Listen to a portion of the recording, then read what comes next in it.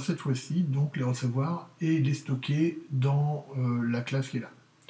Donc j'ai créé tout à l'heure un NSMutableData, donc pdata. Ici j'ai un objet donc, qui est privé à cette classe, ce contrôleur. Hein, c'est l'intérêt de mettre des membres dans une interface qui se trouve dans le fichier .m. Si vous le mettez dans un .h, ce seraient les données qui seraient vues de l'extérieur de votre classe. Et donc ici, je vais commencer par gérer l'erreur. Donc si je reçois une erreur, je vais faire nslog, tout simple, et je vais tout simplement écrire l'erreur dans les traces. Donc comment je fais? En fait, l'erreur est balancée ici, donc il suffit que je balance dans le nslog en disant finalement il y a une erreur, et puis cette erreur, c'est un objet Cocoa, et je le reçois, il est balancé en paramètre ici, erreur, boum boum, hop, affiché l'erreur. Si je n'ai pas d'erreur, je vais recevoir les données ici. Alors, cette callback va être appelée une fois. Si elle est appelée une fois, je vais créer un objet lié à ce pointeur qui est là. Donc, je vais faire pdata égale NSMutableData de alloc de init. Voilà, je crée l'objet. Au fur et à mesure que je reçois... Alors oui, effectivement, là il me dit qu'il n'est pas content, il lui faut underscore. Je rappelle, c'est une convention Apple, quand on crée une propriété pdata, quand on l'utilise dans son code local, on met ici l'underscore, alors qu'on n'a pas créé l'underscore du tout, mais c'est lui qui le crée en fait, finalement. Et nous on l'utilise de cette manière-là.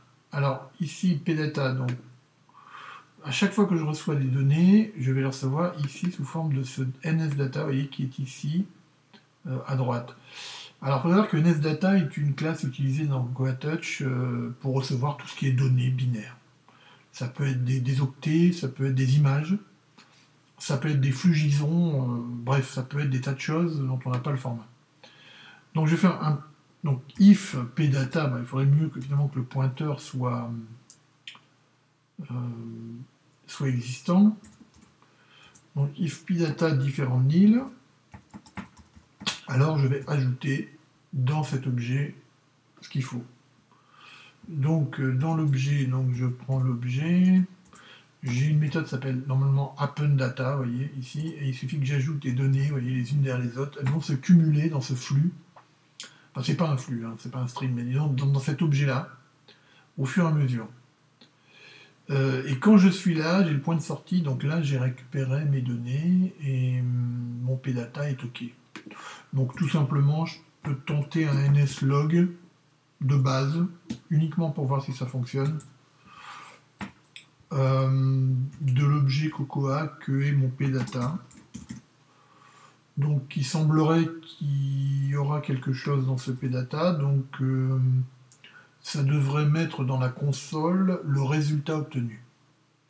Alors, on va essayer de le faire. Donc, je vérifie. Donc, j'ai toute ma connexion qui est là, j'ai ma callback d'erreur, j'ai ma réponse. Dès que j'ai une réponse, une fois, je connecte, je crée l'objet qui va recevoir les données. Je cumule toutes les données appendData à l'intérieur, je concatène. Et là, quand j'ai terminé ma communication, j'affiche ce que j'ai en mémoire.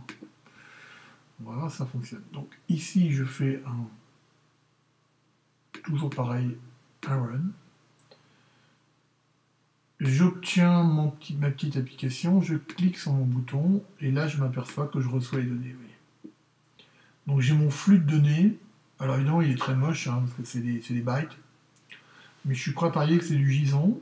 Alors on peut déjà vérifier si c'est du JSON sur le web d'une manière très simple, c'est en prenant, vous voyez l'URL qui est là, que j'utilise pour l'exemple. Si par exemple cette URL, je la lance sur le web, il existe un programme qui s'appelle JSON Lint, vous voyez qui est là, JSON Lint, un validateur JSON, et lui, en lui mettant tout simplement l'URL ici, en faisant validation, il va me décoder ça. Donc là, on voit que j'ai un flux JSON de géolocalisation qui apparaît avec des latitudes, longitudes, etc., des endroits, Paris, etc. Et donc, ça, ça me prouve que c'est bien du JSON. Alors, le tutoriel suivant va vous démontrer comment on transforme ce flux binaire en JSON et comment on désérialise du JSON. Voilà, à tout à l'heure pour le prochain tutoriel et merci d'avoir écouté celui-ci.